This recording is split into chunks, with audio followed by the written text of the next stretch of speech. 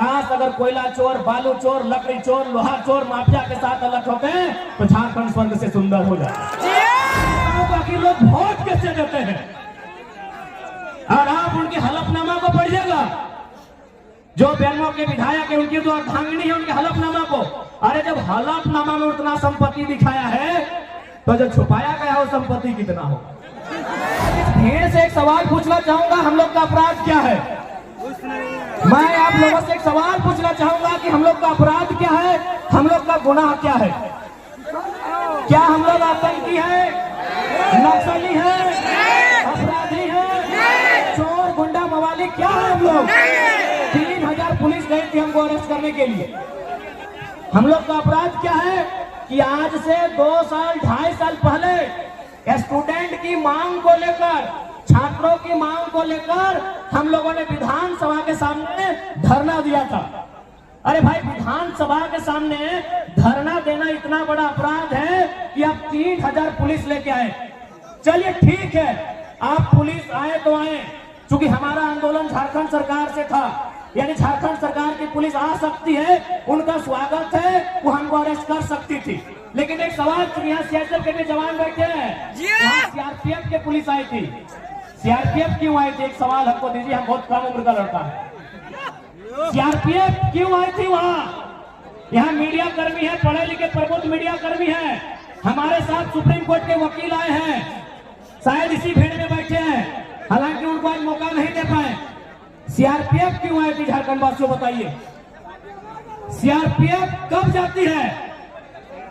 CRPF central police होती है, हमारी लड़ाई नियोजन नीति की राज्य सरकार से है। सीआरपीएफ क्यों आई थी, मैं ये सवाल पूछना चाहता हूं। आखिर ये लोग कब तक जालसाजी करेंगे? ये कब तक इस मिट्टी में रक्त मांगेंगे? कभी इस मिट्टी में शहीद सुनील महतो की हत्या होती है, इसी मिट्टी में निर्मल दास को शहादत देना पड़ता है, और इसी मिट्टी में शेख भिखारी, इसी मिट्टी में बिरसा भगवान को शहादत देना पड़ता है। आखिर इस राज्य के लोग जब अपने हक अधिकार की बात करते हैं, इस राज्य के लोग खनिज संपदा पे अपने अधिकार की बात करते हैं, तब इस प्रकार साजिश क्यों किया जाता है? ये सवाल पूछना चाहेंगे। अरे 3000 जो पुलिस उठ के 3000 पुलिस, लगभग 8 की 10 डीएसपी इंक्लूडिंग एसपी महोदय जो हमें डिटेन करने के लिए आए थे। चलिए स्वागत है आपका, अच्छा किया आप डिटेन करने के लिए आए, लेकिन जितना अलर्ट और जितना आप उस दिन अलर्ट थे हमको डिटेन करने के लिए, काश अगर कोयला चोर, बालू चोर, लकड़ी चोर, लोहा चोर माफिया के साथ अलर्ट होते हैं तो झारखंड स्वर्ग से सुंदर हो जाए। क्योंकि आज जनता के साथ साथ सियासत के जवान भी यही हैं और ये लोग भी भली भांति जानते हैं, आज अगर सबसे ज्यादा कोयला कहीं चोरी होता है तो बेरमो विधानसभा में होता है। अरे वहां हम जानेंगे तब कानून का सम्मान और बढ़ेगा। और हम लोग भी चाहते हैं कि कानून की नजरों में सबका एक इंसाफ हो, कानून सबके साथ इंसाफ करे, इसीलिए लोग संविधान के रास्ते से चलना चाहते हैं। लेकिन सवाल ये बनता है कि आज अगर कोई हक हुकूक की बात करे, आज कोई अपने अधिकार की बात करे, आज कोई अपने अधिकारों की सुरक्षा की बात करे, तो आप उनको फर्जी केस लगाएंगे, उनके साथ प्रेशर बनाएंगे। अगर प्रेशर बनाना है तो इस राज्य के, इस राज्य को छोड़िए, इस जिला के, इस कोयलांचल के माफियाओं पर प्रेशर बनाइए, दबंगों पर प्रेशर बनाइए, गुंडों पर प्रेशर बनाइए। ये कोयलांचल के साथ साथ पूरा झारखंड हो जाएगा। तो सह खातिर तोहनी के कहले तोहनी आशीर्वाद की जरूरत है, क्योंकि तोहनी का आशीर्वाद नहीं रहता है तो आज हमने इतना बड़ा बड़ा मुसीबत के टाले नहीं पार लिए। इसलिए आज तोहनी का आशीर्वाद की बहुत आवश्यकता है। अब थोड़ा सा हमने बात करें ये लोकसभा चुनाव के विषय में। लोकसभा चुनाव 25 तारीख के वोटिंग का तय, तारीख याद हो ना? 25 तारीख के जिस दिन हमने वोटिंग करवा, ठीक है, हम चारों तारीख घूर लेबै, जिस दिन हमने वोटिंग करवा उस दिन ध्यान से देखिए कि आकाश भी धिपल तातल रहता है और धरतियों धिपल तातल रहता है। आकाशों धिपल तातल रहता है, गर्मे गरम रहता है, और धरतियों गर्मे गरम रहता है, और संगे संगे हमार दहिया हमार गतुओं गर्मे गरम रहता है, धिपल तातल रहता है।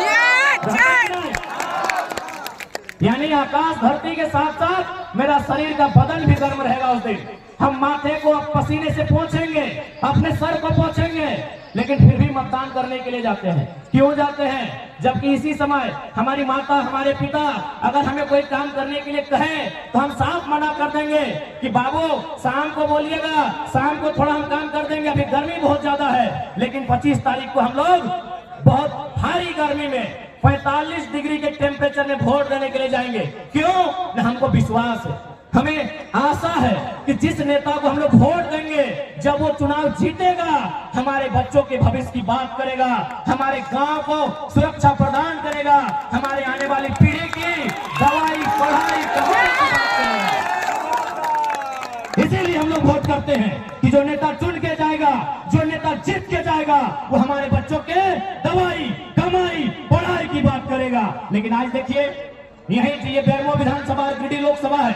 अगर गिरिडीह लोकसभा के सांसद की बात करें, उन्हें कभी फुर्सत नहीं मिला कि झारखंड के जनमानस के बच्चों की चिंता की जाए। उन्हें क्या फुर्सत मिला कि गिरिडीह से सांसद और पत्नी रामगढ़ से विधायक। अब बात करते हैं बेरमो के विधायक की, मुख्यमंत्री के सारों की। बेरमो से विधायक पिताजी आज उनके दुनिया में नहीं है, उनको नमन करते हैं। लेकिन सवाल यहां है बेरमो के विधायक का, खुद बेरमो से विधायक, दादा है या विधायक, और भौजी धनबाद से लोकसभा के प्रत्याशी। भौजी यानी विधायक जी के पत्नी धनबाद से लोकसभा, ये एमएलए वो एमपी के चुनाव लड़ रहा हो, दियो के गजबे ट्रेजेडी हो। गिरिडीह लोकसभा बेरमो विधानसभा के कहानी गजबे हो। एगो के पति सांसद, पत्नी विधायक, एगो के पति विधायक और पत्नी सांसद के प्रत्याशी। मैंने तोहनिए घर गोष्ठी सब तोहनिए, कोयला भी तोड़, बालू भी तोड़, लोहा भी तोड़, भेटा भी तोड़, पत्थर भी तोड़, और हमारे पति माछ।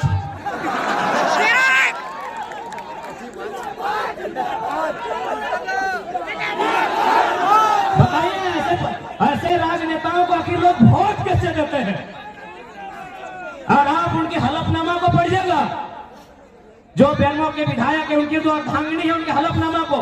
अरे जब हलफनामा में उतना संपत्ति दिखाया है, तो जो छुपाया गया हो संपत्ति कितना हो? जब वो अपने हलफनामा में इतना संपत्ति दिखाए हैं, तो जो छुपाया गया वो कितना होगा? एक बात बहुत सारे लोग कहते हैं कि नहीं, जो आप बारी भितरी की बात करते हैं, हम स्पष्ट कहना चाहेंगे, हम सामाजिक न्याय की बात करते हैं। यही हमारे महाराष्ट्र के भैया हैं, देखिए इनको, भाऊ जोहार, जय महाराष्ट्र, जय झारखंड। ये महाराष्ट्र से हैं। तमाम मीडिया वाले बिल्कुल इनको फोकस कीजिए, क्योंकि इनके सामने हम दूध का दूध और पानी का पानी करेंगे। जो लोग हमें कहते हैं ना कि ये लड़का बाहरी भितरी की बात करता है। अच्छा एक बात बताइए भाऊ,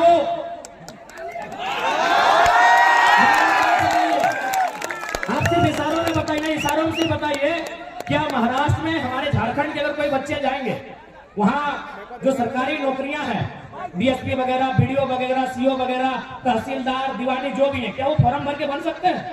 नहीं।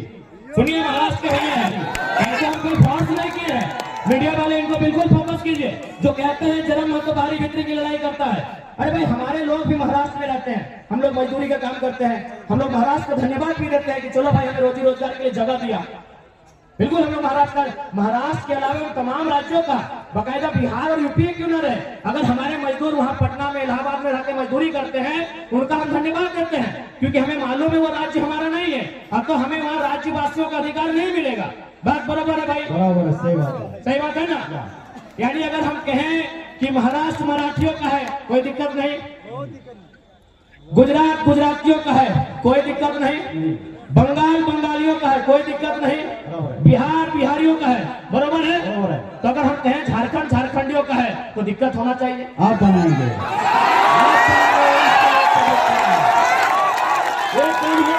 देखिए ये महाराष्ट्र के भाई हैं, पूछिए इनसे। हमारे आपके महाराष्ट्र में हमारे 5 लाख लोग रहते हैं, आपको खुद सतारा में है, आप खुद बताइए वो कैसा रहते हैं? 1 मिनट बता दीजिए किस प्रकार का कमरा है और क्या काम करते हैं? 10 बाय 10 खोली में वो अपना बीबी बच्चे पढ़ाई। सुन लीजिए, 10 बाय 10 के रूम में बीबी बच्चों के साथ रहते हैं। 10 बाय 10 बुझा वो, यानी 2 आदमी सुथवार घरवा में आता है, तो 10 बाय 10 के 10 बाय 10। इन्हें हम कोनो बोलने के लिए प्लानिंग करके नहीं लाए हैं। ये बल्कि ये स्कूल चलाते हैं, संस्था चलाते हैं, इनके पास भी बहुत सारे झारखंडी नौकरी करते हैं ना भाई। या हमारे जो भाई है सुनील माने साहब, संजू जी माने हमारा दूसरा भाई है, वहाँ नौकरी करते हैं। बात बरोबर है। बरोबर है। 10 बाय 10 के कमरे में सुन लीजिए, 10 बाय 10 के कमरे में एक मराठी भाई यहाँ खड़ा होकर बोल रहे हैं, आज 50,000 की भीड़ में बोल रहे हैं कि जो झारखंडी वहाँ रहते हैं 10 बाय 10 के कमरे में, उसी कमरे में पत्नी भी रहती है, हाँ पति भी रहते हैं, बच्चे भी रहते हैं, सगे वाले भी रहते हैं, सगे वाले भी रहते गाँव हैं। वाले आएगा नहीं वो भी उधर रहता है। 10 बाय 10 के कमरे में पूरा परिवार रहता है। हमारी लड़ाई कैसे गलत है भाई, कौन हिसाब से गलत है? अब एक बात हम क्लियर कहना चाहेंगे, जो लोग हमारी बात को सुन रहे हैं वो झारखंड के अलावा किसी राज्य से रहे, हमारी लड़ाई किसी राज्यवासी से नहीं है, बात को समझिए। हम बात कर रहे हैं 1932 खतियान की। अब सवाल है कि 1932 का खतियान का मतलब ये थोड़ी है कि जो लोग खतियानधारी नहीं है राज्य से चले जाए, ऐसा किसने कहा आपको? बिल्कुल नहीं। पहले समझिए कि खतियान का इस्तेमाल कहाँ होगा, खतियान का इस्तेमाल कहाँ होगा, उसका उपयोग कहाँ होगा। न हम लोग मांग कर रहे हैं कि खतियान के आधार पर इस झारखंड की स्थानीय नीति बने, क्योंकि सभी झारखंडी नहीं होंगे, 140 करोड़ लोग झारखंडी नहीं होंगे। बात को समझिए, जितने भी गैर झारखंड के लोग यहाँ रहते हैं और अपने राज्य में भी, यानी दोनों राज्य में रहते हैं, बात को समझिए। भारत की अभी जनसंख्या मान के चलिए अनुमान 140 करोड़ है, अनुमान मानते हैं, और झारखंड की जनसंख्या मोटा मोटी 3.5 करोड़ है। तो भाई पूरा का पूरा 140 करोड़ झारखंडी नहीं हो सकता है, समझिए बात को। 140 करोड़ जो भारत की जनसंख्या है वो सबके सब झारखंडी नहीं हो सकते हैं। तो झारखंडी कौन है? तो जो झारखंड के भूभाग में रहते हैं। तो हमारे खतियान आधारित नीति का मतलब है कि इस राज्य के जो मूलवासी हैं, इस राज्य के बाहर जिनका सरकारी नौकरी के अलावे किसी सरकारी दस्तावेज में कोई नाम नहीं है, क्योंकि बहुत से रेलवे